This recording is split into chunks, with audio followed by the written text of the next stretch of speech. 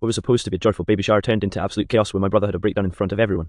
In the middle of the celebration, he exposed a family secret we'd kept hidden for decades. What followed was an unbelievable confrontation that left everyone in shock and forced us to face truths we never wanted to admit. I swear, I thought this baby shower would be one of the rare family events where nothing dramatic happened. My sister Emily, she's the one having the baby, 31 years old, had spent months planning it down to the last detail: balloons, a dessert table with those fancy pastel cupcakes, even little baby on board decorations on the chairs. It was supposed to be wholesome, Instagram worthy and peaceful. But of course, that didn't happen. My brother Jacob, 45, has struggled with mental health issues for years. Anxiety, depression, some paranoia, though we never fully knew the diagnosis because he hated doctors. He's always been unpredictable, but lately he's been on edge more than usual. Emily almost didn't invite him, but she said, he's still family, he deserves to be here. The shower was at our mom's house, in the big backyard under a rented white tent. It was a warm afternoon, kids running around, music playing low, people chatting and laughing. For a while, Jacob seemed fine. He was even joking with my cousin Mark about football, sipping on lemonade like everything was normal. Then, during the gift opening part, things shifted. Emily was unwrapping a big box of baby clothes when Jacob suddenly stood up and muttered loudly, "All of this is fake." Everyone froze for a second, thinking maybe he was joking. My mom tried to laugh it off. "Oh, Jacob, sit down, let Emily open her present." But he didn't sit. He started pacing near the gift table, his voice rising. "You all want to pretend this is some happy family? You all want to keep lying? I'm sick of it." The tent went silent except for the sound of tissue paper crinkling. Emily looked pale, clutching a tiny onesie in her hands. Our Aunt Linda whispered, "What's he talking about?" My heart started pounding because I could see where this was heading. Jacob has a way of dragging buried things into the light when he's spiraling. I glanced at my mom. Her face was stone cold, the same look she got whenever Jacob started making a scene. Then he said it. "You think you're this perfect mom, don't you? But why don't you tell them the truth about Dad?" My stomach dropped. Emily gasped. Mark actually stood up like he was ready to physically stop Jacob from talking, but it was too late. My mom snapped, "Jacob, that's enough." But Jacob was shaking, his voice breaking. "No, they deserve to know. Emily deserves to know before she brings another life into this messed up family. Dad wasn't who you think he was. He choked on the words. Everyone was staring. The air was heavy, like the entire tent was about to collapse under the weight of whatever he was about to say. And that was the exact moment the baby shower turned into a war zone of secrets, fear, and anger. Jacob's voice cracked, but the words were already hanging in the air like a thunderclap. People shifted uncomfortably in their chairs. Some of the younger cousins didn't even understand what was happening, but the adults so. We all knew this wasn't just one of Jacob's episodes. This was about something real. Emily, still clutching the onesie, whispered, "What about Dad? What's he talking about?" She looked at me, almost pleading, but I couldn't meet her eyes. Mom jumped in fast, her voice sharp like a knife. "Jacob, not here. Not now. Sit down before you ruin your sister's day." But Jacob wasn't backing down. He started shaking his head furiously, pacing in front of everyone like a caged animal. "Her day? You mean another day where we all smile and pretend nothing ever happened? You've been covering this up for decades. Mom, you think it's protecting us, but it's not. It's been eating me alive." My cousin Mark tried to step forward, putting a hand out. "Hey man, maybe let's take a walk, yeah? Cool down." Jacob shoved his hand away. "Don't touch me, Mark. You don't get it. None of you get it. I'm the only one who remembers what he did. I'm the only one who knows the truth about Dad." Now everyone was murmuring, whispering. Aunt Linda's eyes went wide, and she grabbed my arm, hissing, "What is he talking about? What truth?" Mom's face was red. I had never seen her so furious and panicked at the same time. She kept shaking her head, muttering under her breath, "Don't do this. Jacob, please don't do this here." Emily finally stood up, her voice trembling but firm. "Mom, stop. If there's something we need to know, I want to know it. I'm about to raise a child. I'm not doing it in the middle of secrets and lies. Jacob, what are you talking about?" Jacob's eyes filled with tears, but he smiled in this almost broken way, like he had finally reached the point of no return. He pointed at our mom. "She knows. She's always known. Dad wasn't some hard-working hero who died too young. He wasn't just unlucky. He wasn't." My mom screamed his name, Jacob. It was so loud that even the toddlers stopped moving. But Jacob's voice cut through, shaking with rage and pain. "He was abusive. He hurt me. He hurt us. And you covered it up. You let everyone think he was this amazing man. But he wasn't. He was a monster." Gasps went around the tent. Emily dropped the onesie like it burned her hands. Aunt Linda put her hand over her mouth. Mark muttered, "Jesus Christ." I felt my whole body go numb. I had suspected pieces of this, small moments in our childhood where things didn't add up, but hearing it out loud, in front of everyone, it was like my chest caved in. Mom's hands were shaking as she tried to grab Jacob's arm. "Stop lying. You don't know what you're saying." But Jacob pulled back and yelled, "I'm not lying. I remember everything. And you can't bury it anymore. You want to protect his reputation more than you wanted to protect us." The tent was dead silent, except for Emily crying softly. And in that moment, I realized this baby shower wasn't about celebrating new life anymore. It had turned into a battleground over our past. The silence after Jacob's outburst was unbearable. You could hear the wind rattling the sides of the tent, the balloons bumping softly against one another. Emily's sobs cut through the air like glass shattering, and Mom just stood there, trembling, her face tight with rage and fear. Finally, Emily snapped. "Mom, is it true? Did he really?" She couldn't even finish the sentence. Mom's lips pressed together so hard they turned white. She looked around at all the faces staring at her family, friends, neighbours, and you could see her weighing it in her mind. Keep denying, or let the truth spill out. But Jacob wasn't giving her the choice. "Don't you dare lie again, Mom. You know what he did to me. You knew when it was happening. You knew, and you let it happen." Aunt Linda gasped, her voice shaking. "Oh my God. Is that why you used to come stay with me those weekends? You told me it was because he was strict." Jacob spun toward her, tears streaming down his face. "Because he was strict? No, Aunt Linda. Because he would get drunk and lose it. Because he'd..." He stopped, choking on the words, clutching his own arms like he was trying to hold himself together. Emily's voice cracked. "I don't believe this. I don't. Dad loved us. He was everything to me. He read me bedtime stories. He walked me to school." Jacob's laugh was hollow and broken. "Of course he treated you differently. You were his little princess. He saved the worst of himself for me, for the one who couldn't fight back." I felt sick. I remembered nights when I was a kid, hearing Jacob crying in his room. I remembered Dad slamming doors. I remembered how Mom would always say, "It's just stress from work. Don't bother him." And I realized Jacob wasn't making this up. Mom suddenly shouted, "Stop. Just stop this madness. Do you have any idea what you're doing? You're destroying this family. Jacob shot back instantly. No, Mom. He destroyed this family years ago. I'm just the only one who refuses to keep pretending. Emily's face crumpled as she looked between them. Mom, please, just tell me the truth. Did he really? Mom's hand shook as she covered her mouth. Her eyes filled with tears, and for the first time in my life, I saw her look guilty. Completely broken. She whispered, almost too quietly to hear. I thought I could protect you by keeping it quiet. I thought if we never spoke of it, it would fade away. I didn't want anyone to look at you differently, Jacob. I didn't want our family ruined. The air left the tent. It was confirmation without her even saying the words directly. Emily collapsed into her chair, sobbing harder. And Linda cursed under her breath. Mark muttered, holy SHD-risk. Jacob dropped into a chair, his body shaking, finally silent now that it was all out in the open. And I just stood there, watching the entire illusion of our perfect family crumble in front of 50 guests, with pastel cupcakes and baby decorations as the backdrop. After Mom's whispered confession, the baby shower might as well have ended right there, but it didn't. It imploded. Emily stood up so fast her chair toppled over behind her. She was shaking, mascara running down her cheeks, her voice raw. Do you mean to tell me this entire time, my whole childhood, you let me think Dad was this amazing man, when really he was a monster? Mom reached toward her, desperate. Emily, please, you were too young, you never saw it. I just wanted you to have a normal childhood, to keep your innocence. Emily slapped her hand away. Innocent. You built my entire life on lies. You let me worship him. You let me think losing him was the biggest tragedy of my life, and now you're telling me the real tragedy is that I never knew who he really was. The guests were frozen.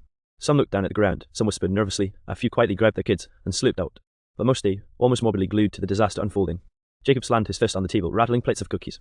Do you understand now, Emily? Do you get why I've been messed up all these years? Why I can't just smile through family dinners like everything's fine? Emily turned to him, her eyes blazing.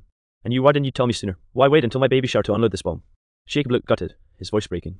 Because Mom would have denied it, like she always does, because nobody would have believed me, and maybe I couldn't say it out loud until now. Aunt Linda suddenly snapped, pointing at Mom. He knew, and you stayed? You let him hurt your son? What kind of mother does that? Mom broke then. She started sobbing, covering her face, repeating, I didn't know what to do over and over. Mark muttered under his breath, this is FC Ed. Asterisk, he grabbed a beer from the cooler like it was the only way he could cope. Emily stormed toward the cake table, her voice rising. This was supposed to be about me and my baby, about happiness, and now I can't even look at this family without feeling sick. She shoved the cake stand, and the 3-tier pastel cake toppled to the floor with a dull, wet splat. Gasps erupted.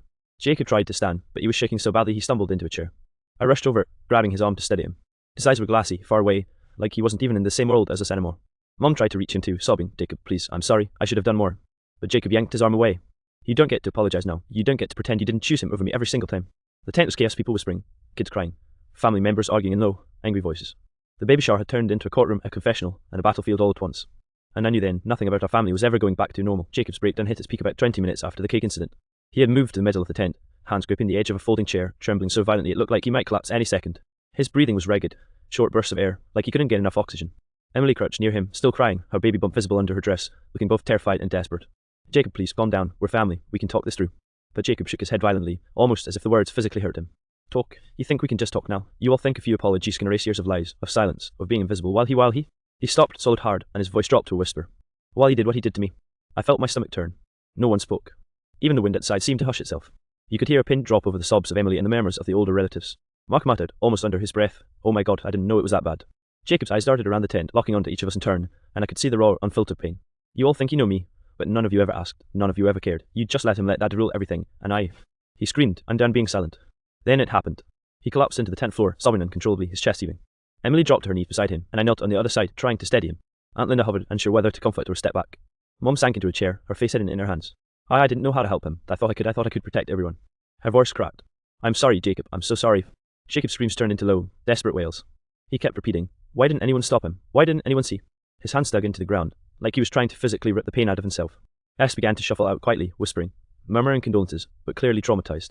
Some couldn't hide the looks of disbelief. Kids were being ushered away by their parents.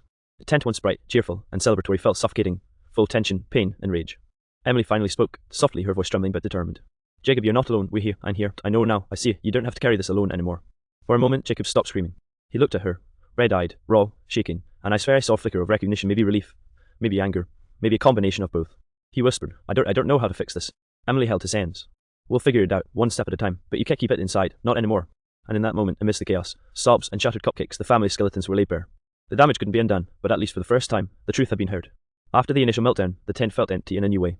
Most guests had quietly slipped away, leaving just the core family behind: Mom, Emily, Jacob and Linda, Mark and me.